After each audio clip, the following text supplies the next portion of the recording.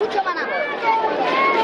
humanitarian situation in the northeast is the fourth largest in the world.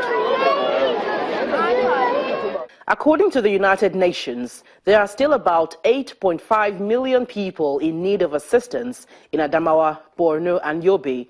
50% of them are children. As at December last year, 2.1 million people are in need of food in the region. The United Nations is hoping to raise $1 billion to address the needs of 6.9 million people, a situation that needs to be addressed over the next 18 months.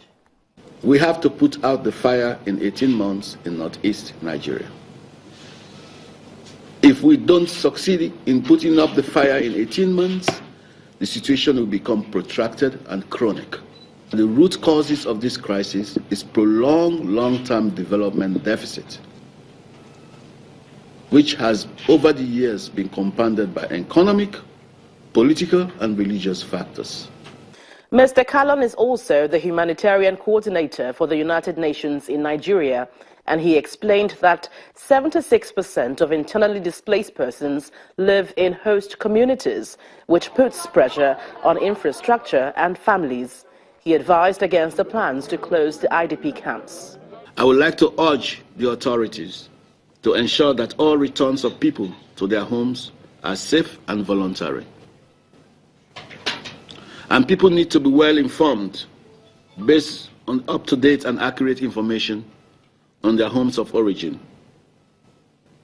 And I also urge authorities to respect people's dignity. We cannot tell people to go back when there is nothing for them. There should be no forced return, which will include arbitrary closure of camps without guarantees of safety, access to basic services, critical infrastructure, and humanitarian assistance. Already, the United Nations is working with the National Assembly on a bill for a national commission to cater for peace, reconciliation, dialogue and mediation in the Northeast. Gloria Umezuke, Channels Television News.